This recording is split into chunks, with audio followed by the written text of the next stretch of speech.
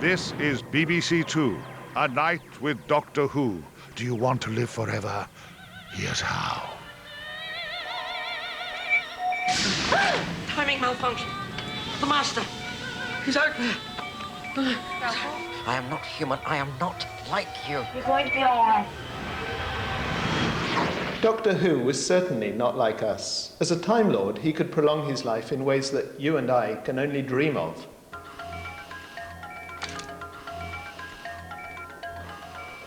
Two hearts? With the benefit of a second heart, the Doctor stands a much better chance of beating premature death. If one of his hearts were to get damaged, the other could keep him alive while the first one repairs itself. But as a scientist specializing in human aging, what really interests me is the Doctor's ability to cheat time by regenerating his body completely. Just like Frankenstein's monster, he can come back from the dead.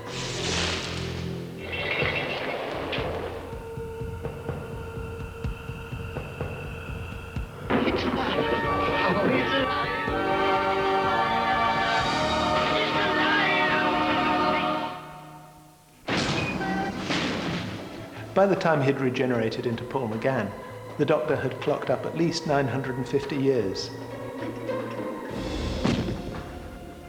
Each time he regenerates, he reappears in a completely different body. Who are you? Don't you recognize me? I'm positive we've never met before. Even Frankenstein wasn't up to that. Doctor Who might have touched on a process that only now is becoming clear to scientists. It's all to do with this beautiful fellow, the salamander, which has some pretty impressive regenerative ability. If someone decides to use part of his body for breakfast, he can simply grow it back. This sort of regeneration is due to the ability of certain cells to repeat the developmental process, a sort of action replay of how the body is formed.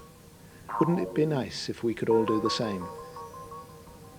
We've long suspected that inside each of us, lying dormant, are remnants of the cells that gave the embryo the power to create the different tissues in our bodies. Doctors treating leukemia have known for a long time that when healthy bone marrow is drawn from the long bones of the skeleton and transplanted into a patient, it's these same cells, the stem cells, that have the ability to regenerate a completely new blood-forming system. And in theory at least, other kinds of stem cells in our bodies could be reactivated to grow new brain and muscle tissue. Which brings us back to the amazing feats of regeneration performed by the Doctor. We can suppose that, just like in our bone marrow, somewhere in Doctor Who's body, there are numbers of stem cells just waiting to spring into action. Regeneration, in my case, is a swift but volcanic experience, a kind of violent biological eruption. And Doctor Who was on the right track. The key to understanding how we might cheat time and perhaps turn back the clock a little does lie in our cells. When I first started studying aging, I was fascinated to discover that our cells can only live for a certain period because there's a strict limit to the number of times they can divide. It's almost as if our cells were programmed to age and die. And not even a Time Lord can live forever. Immortality? Oh, that's impossible, even for a Time Lord.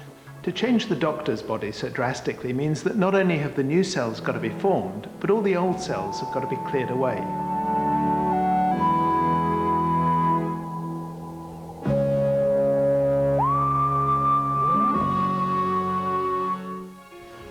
The trick for a Time Lord must be to nudge all the unwanted cells to commit suicide, at the same time that the stem cells carry out the regeneration. I will give the process a little push and the cells will regenerate. He will become a new man.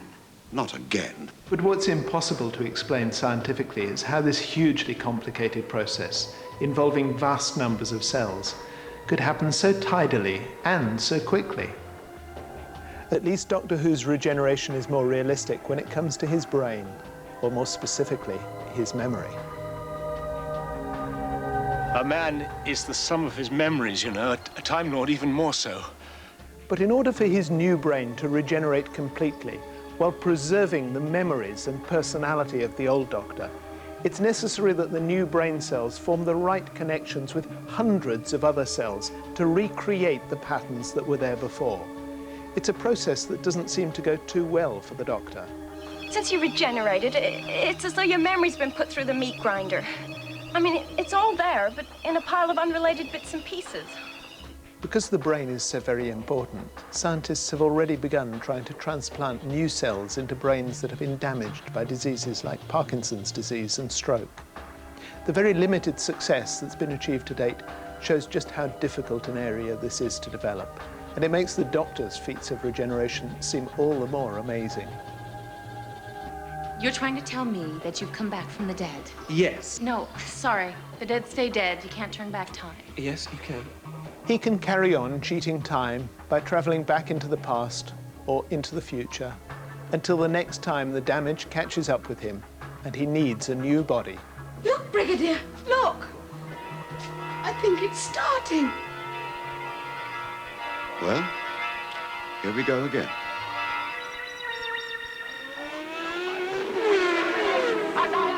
You're watching A Night with Doctor Who.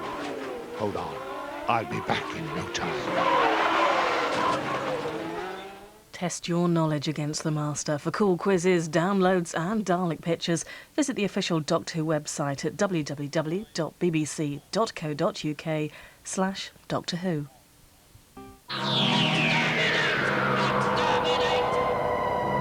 So glad you could stay. This is Doctor Who on BBC Two. In a moment, time to hide your eyes. It's the Carnival of Monsters.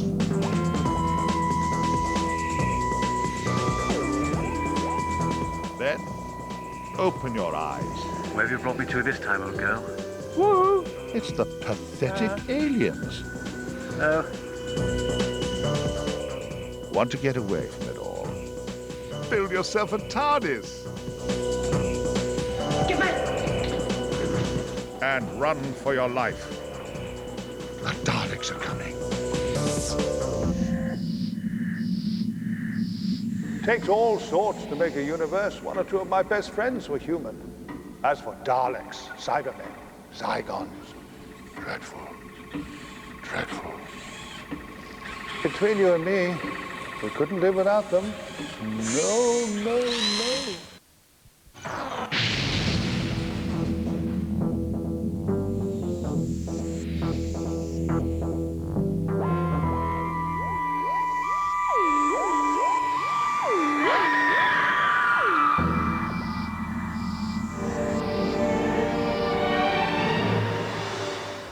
In the wilderness of space and time live aliens beyond our worst nightmares. Doctor. Creatures whose sole intention is to destroy life as we know it. The Doctor dares to face these evil monsters. He is our hero. But who are these villains? Who does the Doctor fear? Meet them now in the Carnival of Monsters. Exterminate all humans! Exterminate all humans!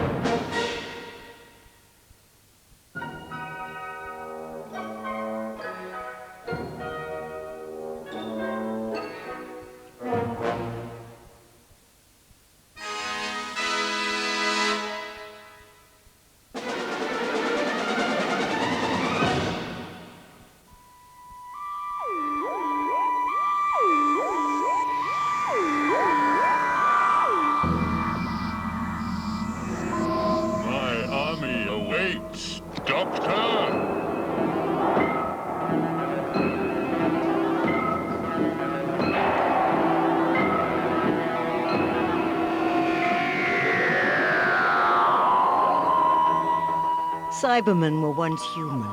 They came from the planet Mondas, a twin of our own Earth.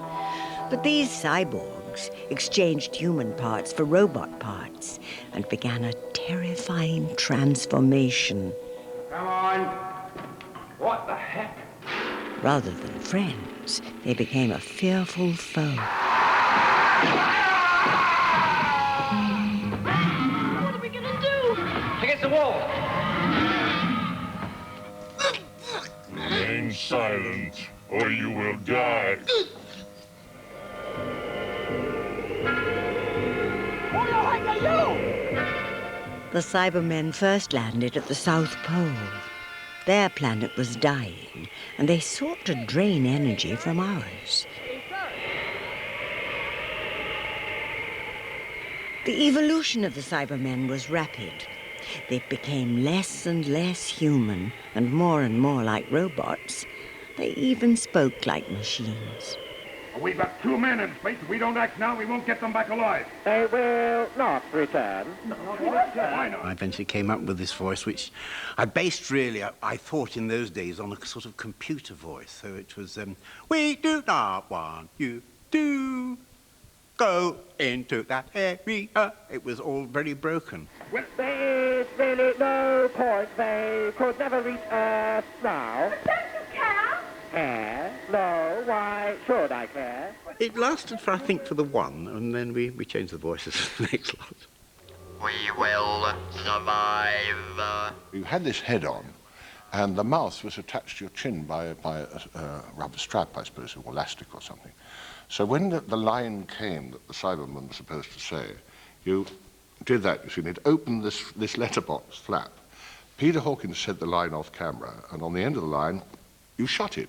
So you didn't do that, you just opened it, the line came out, and shut it. You will become the first of a new race of Cybermen. New race of Cybermen, but we're humans, we're not like you. You will be.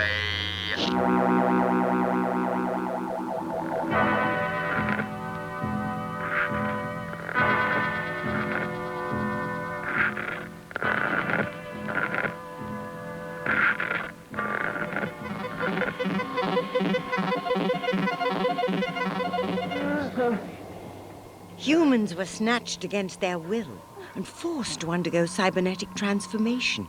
Resistance was futile.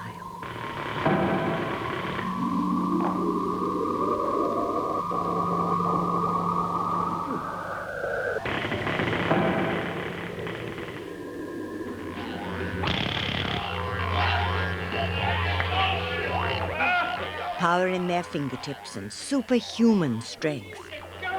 To meet a Cyberman was to meet your death.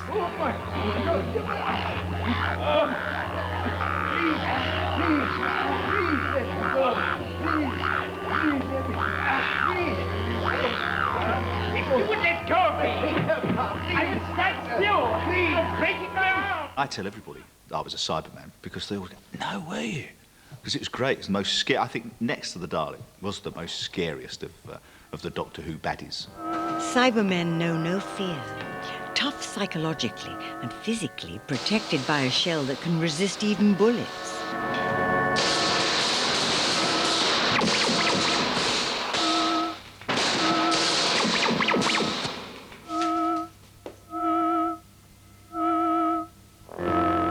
And the gear, you just think this is going to be horrible. Is what you think. And it was far, far worse than you could ever imagine. First of all, the outfit went on. It was a bit like a crimpling suit, as I remember, and you get zipped up and they put the chest plate on you. Moon boots, gloves, and the helmet was probably the worst. And it was held with 4 screws. I mean, one of the technical guys would sit and screw you, the back plate of this helmet, and you just knew once you were in it, you were never going to get out of it, and that was absolutely true.